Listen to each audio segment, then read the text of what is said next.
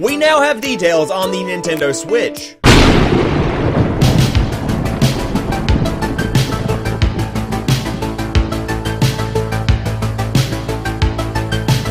So I am not going to be going over everything that was discussed during the press conference. If you want to rewatch the conference, or if you missed it the first time, you can go to the Nintendo website, Nintendo's YouTube. You can go to the past broadcast section on Nintendo's official Twitch, or you can go over to mine where my past broadcast is there as well, and we kind of covered everything that was going on during the show.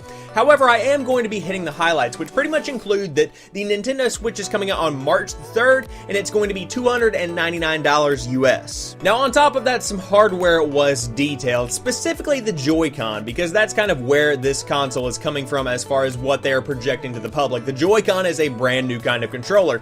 It has HD Rumble, which takes those rumble ideas that we had within the DualShock 3, the DualShock 2, etc., and it brings it to a modern generation and puts HD Rumble in there, which pretty much was described as you can feel ice cubes within the controller. You know, if you shook that, it would feel like a glass with a controller. You could feel liquid being poured into the controller itself. Pretty much just an enhanced rumble feature that's a little bit more sensitive than your standard kind of controller normally would be. Also, whenever you're playing on the go and you're using one side of the Joy-Con for you and then one side for a friend, there are actually shoulder buttons within the section of the controller where it connects to the smaller screen for the Nintendo Switch, pretty much making gameplay possible with just half of the controller, which I thought was a pretty innovative way. If there is one thing I'm proud of Nintendo for doing with the Nintendo Switch, it's actually bringing some innovation into the game where controllers are concerned.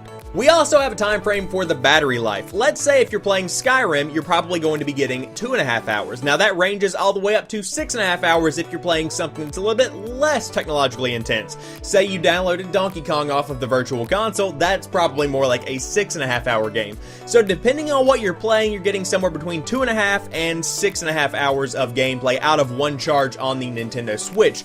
Now that being said, you can simultaneously plug in and play if you're on the go. There are power banks that you can buy that allow you to play on the go. It just depends on exactly what you want to do, but whenever you're just talking about having a charge on your Nintendo Switch and wanting to play on the go, you're getting somewhere between 2.5 and 6.5 hours, which is a lot more than people expected. Then Nintendo kind of transitioned into the games themselves, which of course is what a lot of gamers simply just care about. Everybody wants to know about the games, and there are over 80 in development, as we've mentioned earlier. However, a lot of them were actually shown off, including Super Mario Odyssey, which looks like one of the coolest 3D platformers since the original Super Mario 64. It looks like it beats the hell out of Super Mario Sunshine, but seeing Mario with regular-sized people is just a little bit jarring. I don't know, it's weird. We also saw Splatoon 2. I don't know why they didn't do Splatoon, like the number went inside of Splatoon. That just makes sense. But we're getting Splatoon 2 next summer, and on top of that, at launch, we are getting The Legend of Zelda Breath of the Wild, and holy shit, my heart was pounding during that trailer, and it was for The Legend of Zelda. That is saying something. I cannot wait to see how that game comes out. Those are just a couple of the games that stood out to me. Now, there are over 80 in development right now, and a couple of other ones that were mentioned at the show that really stood out to me were Project Octopath Traveler, and on top of that, you had FIFA coming to the Nintendo Switch as announced by a rep from EA. You also had Xenoblade 2, 1-2 Switch, ARMS. There were a couple of other games here and there, but what it comes down to is that the new Mario game looks badass. The Mario Kart game was announced on the website, but no one even talked about it at the show, and then you're also getting that Legend of Zelda Breath of the Wild on day one, which is a big factor in how successful this thing is at launch. And last but not least, for the facts section of this video, what are you getting in the box? You are getting the system, the Joy-Cons, the dock itself for the Nintendo Switch to connect to the TV, the HDMI cable that will connect the dock to the television, wristbands for the Joy-Con, both left and right, and on top of that, an AC adapter to plug in your dock and also charge your Nintendo Switch. Now let's get into one problem that I have with this, and that is the price. $300 is probably just a little bit too much for everyone to go out and buy one, just like we were hoping we would be able to whenever this thing was announced last year. Now on top of that, the accessories, oh my god, the accessories, holy shit. If you want to buy the Pro Controller for the Nintendo Switch, which is pretty much just your standard Xbox style controller, that runs you $69.99. That is $70. Now, I understand that it has HD Rumble.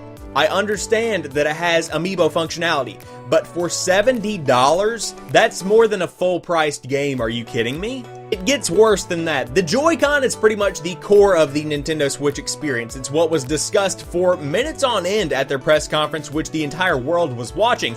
And if you want to buy an extra Joy-Con, meaning a pair of left and right, that will run you $80, $79.99 MSRP. Holy shit, $80? Like, I'm feeling ice cubes in my controller, but I'm not feeling any money in my wallet. Now, you might be thinking, well, at least I can just buy one for $40, right? No, if you want to buy one side of the Joy-Con, that's $50. Now, the charging grip is actually pretty reasonably priced. For $30, you can get a glorified power bank to plug in each side of your Joy-Con, so that's kind of okay.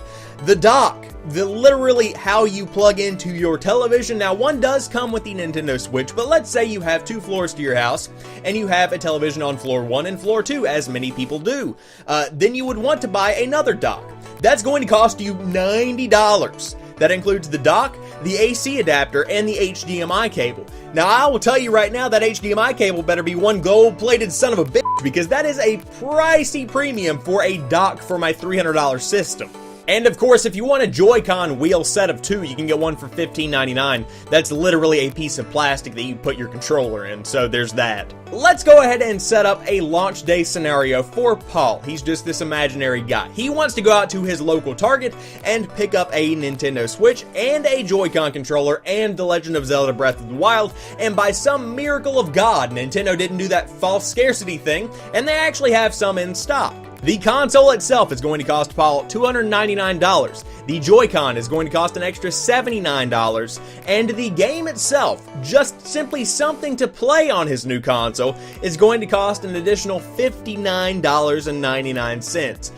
Paul's going to be taking some money out of the bank because that is a hefty price tag for a day one purchase. I'm not unreasonable, and I really do hope that Nintendo is going to launch the Switch with a huge success, but to charge this kind of premium for standard bare bones basic peripherals is just a little bit too much. Now, I hope the best for it. The launch lineup is a little bit shaky right now. Combining that with the shaky price of really expensive peripherals, I don't know how it's going to turn out, but it certainly is going to be interesting.